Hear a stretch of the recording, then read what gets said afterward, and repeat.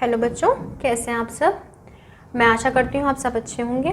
मैं भावना, आपकी हिंदी टीचर। तो आज हम लोग करेंगे कक्षा 8 का लेक्चर नंबर 2, अध्याय 9, काले बादल।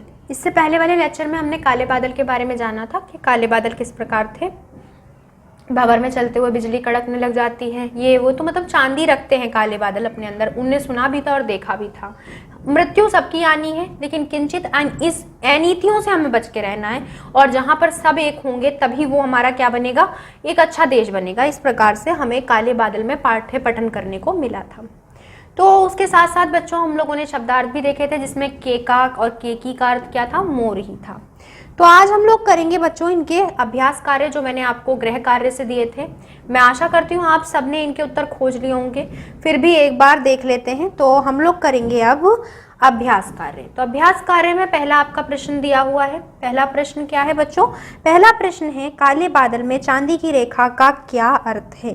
क्या अर्थ है बच्चों, काले बादलों में काली की रेखा। हम लोगों ने देखा था बिजली कड़कती है या कुछ भी होता है तो वो क्या रखते हैं अपने अंदर, क्या रखते हैं बच्चों, अपने अंदर एक चांदी की रेखा रखते हैं। क्यों, जो क्या होती है, रणभेरी की तरह बन जाती है, यानी जब वो हमारा जैसे युद्ध प्रारंभ होता है उसकी तरह बन जाती है। तो क्या लिखेंगे, तो हम लोग पहले का लिखेंगे काले बादल, काले बादल, काले बादल में चांदी की रेखा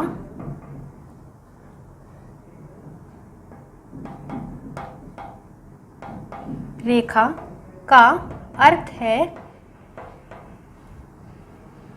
अर्थ बिजली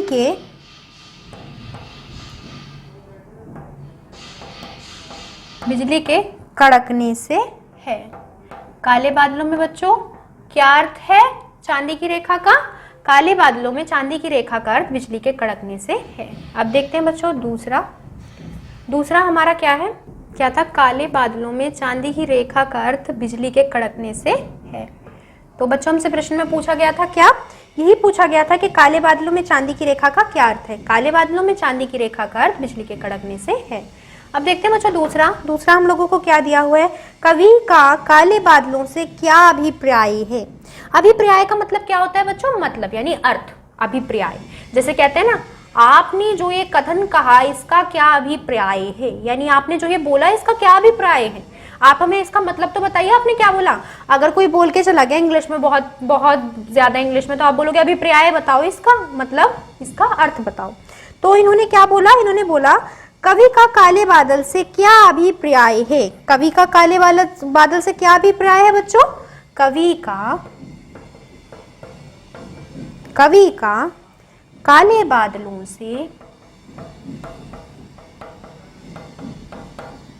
काले बादलों से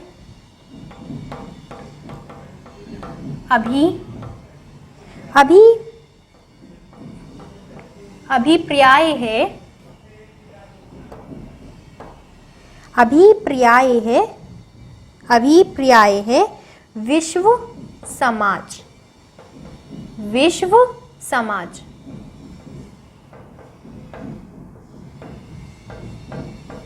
ये बच्चों उनका अभिप्राय है। क्या अभिप्राय है, विश्व समाज। अब देखते हैं बच्चों अपना तीसरा हम लोगों को क्या दिया हुआ है, कवि किन बातों से घृणा करता है।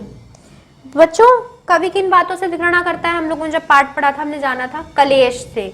ये जो द्वेष होते हैं मन में, जो लोग बाग के प्रश्न उत्पन्न हो जाते हैं, ये जो राजनीतियां जो चलती हैं, इनसे क्या करता है कवि, इनसे कवि बचाव चाहता है। वो चाहता है मृत्यु सबकी होनी है, हमें पता है, लेकिन अनीति पसंद नहीं है, यानी राजनीति पसंद नहीं है। यानी कि क्या बच्चों, क्या चीज पसंद नहीं है, कवि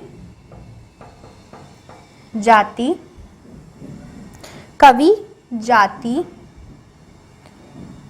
द्वेष,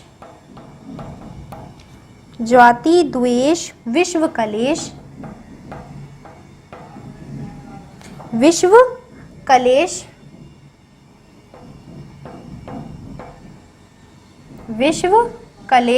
जाति द्वेष, विश्व कलेश, अनीति से घृणा करता है,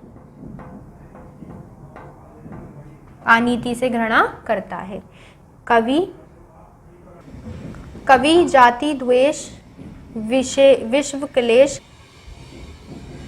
कवि जाति द्वेष विश्व कलेश अनीति से घृणा करता है, तो वो इससे घृणा करता है। अब देखते हैं बच्चा चौथा हमारा क्या दिया हुआ है, कवि के मन में कौन सी इच्छा क्या कर रही है, घर कर रही है, यानी कि कौन सी इच्छा क्या हो रही है जो उन्हें चुभ रही है बहुत ज्यादा। तो बच्चों कौन सी इच्छा उन्हें चुभ रही है, कवि के मन में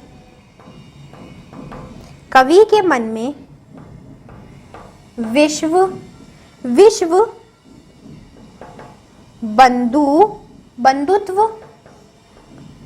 बंधुत्व की इच्छा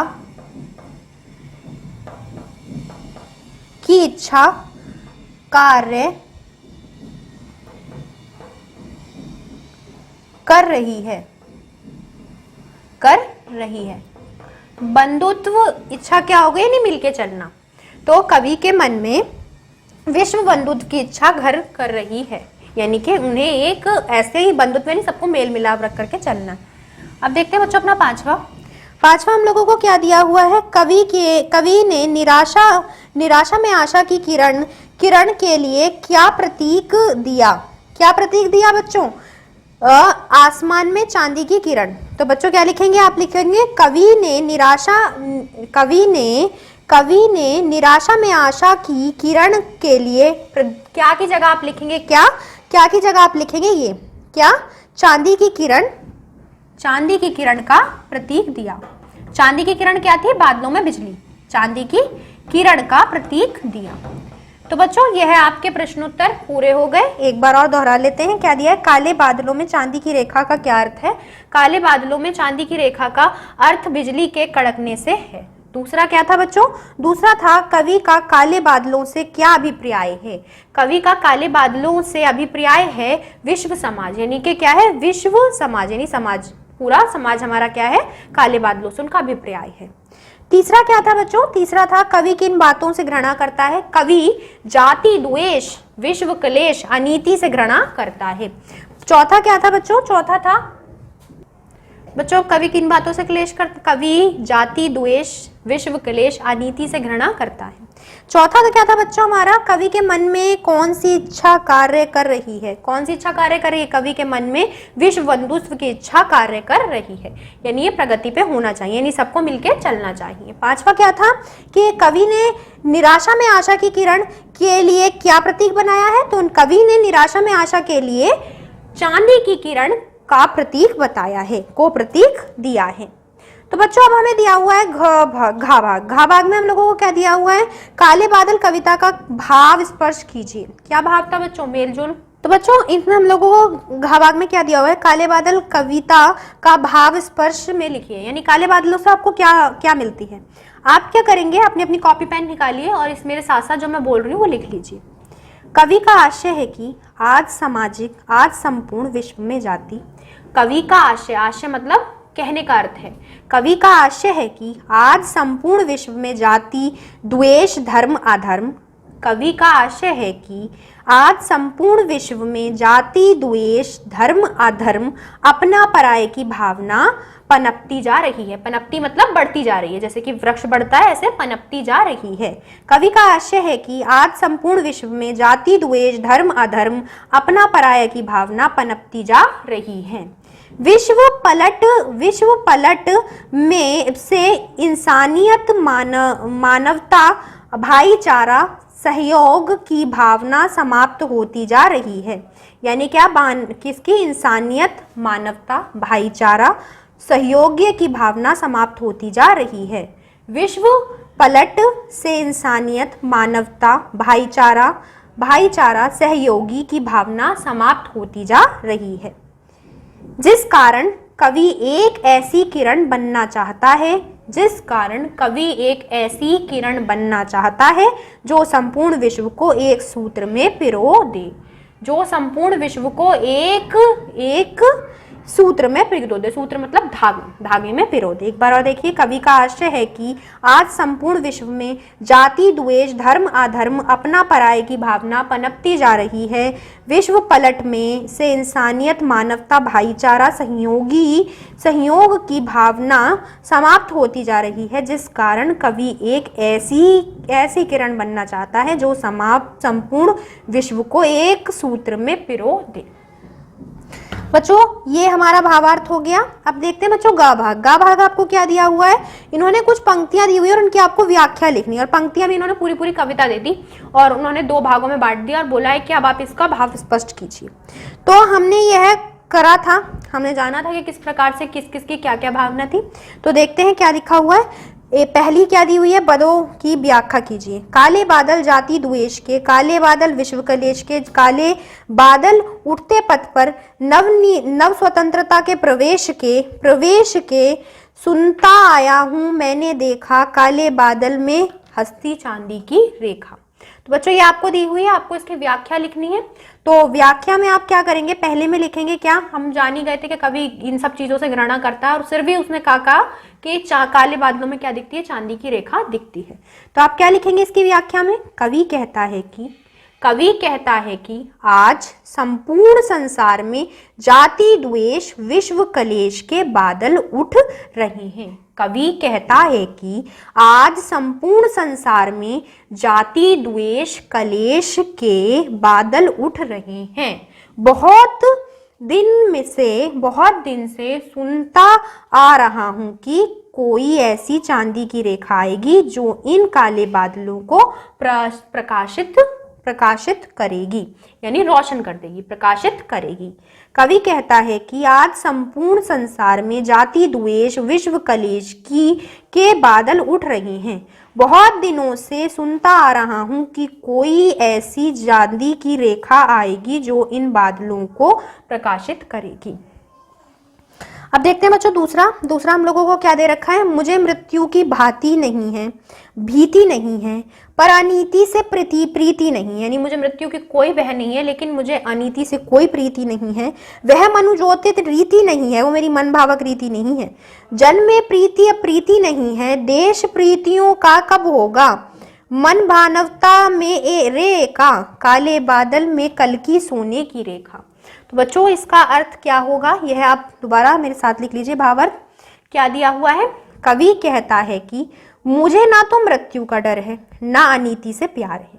कवि कहता है कि मुझे ना मृत्यु का डर है ना अनीति से प्यार है। विश्व बंधुत्व की भावना को ना समझना मनुष्य की रीति नहीं है। कवि आगे कहता है कि ना जाने वह दिन कब आएगा जब संपूर्ण विश्व के मानव एक हो जाएंगे, जब संपूर्ण विश्व के मानव एक हो जाएंगे।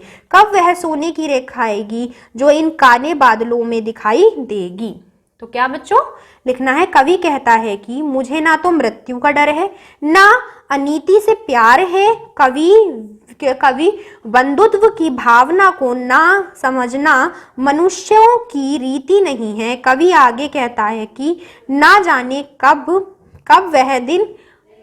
वह दिन आएगा जब संपूर्ण विश्व के मानव एक हो जाएंगे। कब वह सोने की रेखा आएगी जो इन काले बादलों में दिखाई देगी। तो बच्चों यहाँ पे हमारा का, घ और ग भाग पूरा होता है अभ्यास कार्य का। अब आती है हमारी भाषा शैली। भाषा शैली में हम लोगों को क्या दिए हुए हैं, पर्यायवाची शब्द ढूंढने हैं। तो पर्यायवाची शब्द में आपको का दे रखा है, का इन्होंने पहले क्या दिया है, नभ। तो नभ का क्या क्या लिख सकते हैं बच्चों, नभ का लिख सकते हैं हम लोग क्या, नभ का लिख सकते हैं आकाश, अंबर,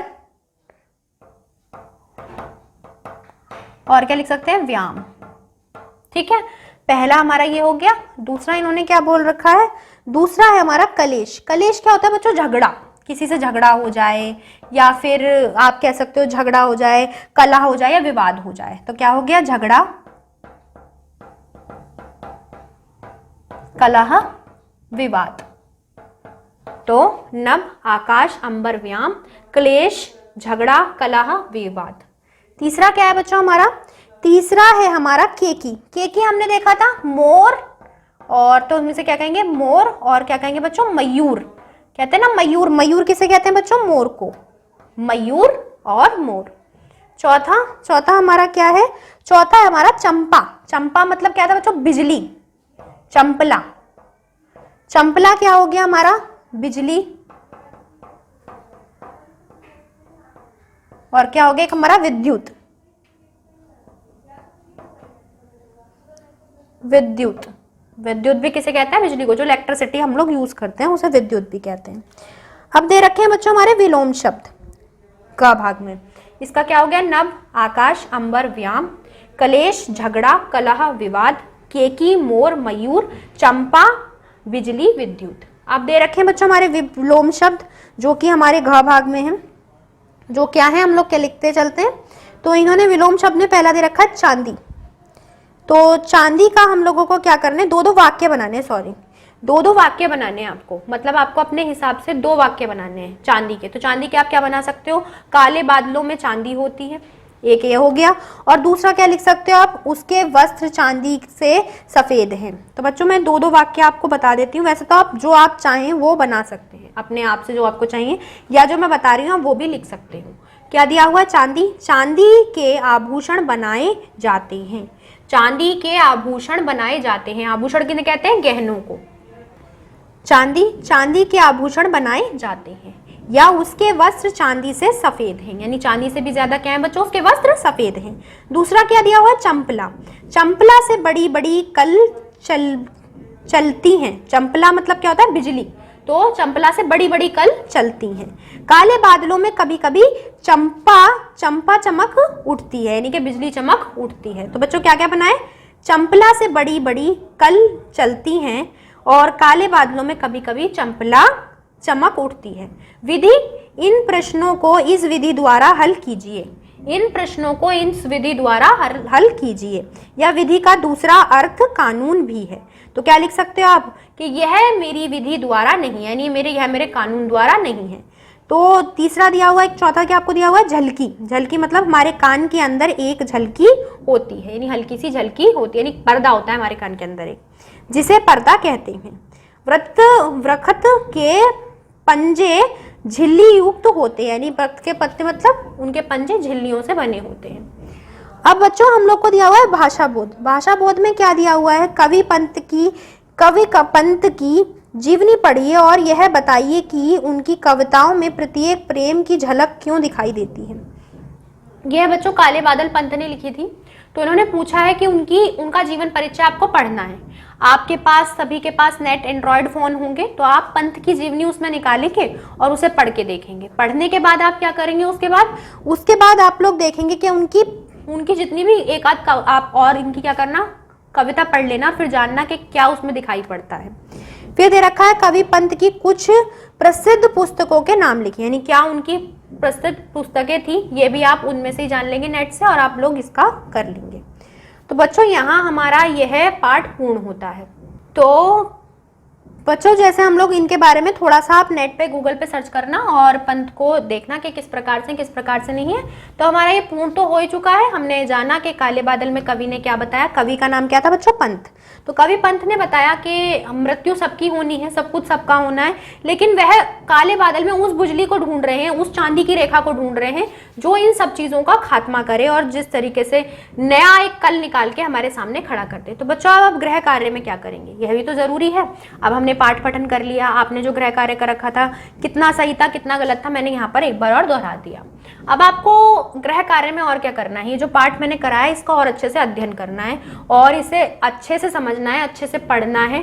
काले बादल की इस कविता को आप पुनः से दोहराइएगा, शब्दार्थ जो हो चुके हैं उन्हें भी एक बार और दोहरा लीजिएगा, एक बार और पढ़ लीजिएगा। शब्दार्थ हो गए हैं हमारे और अभ्यास कार्य भी एक बार देख लीजिए और अपनी अपनी कॉपियों में अच्छे से इन्हें उतार के लिख लीजिएगा।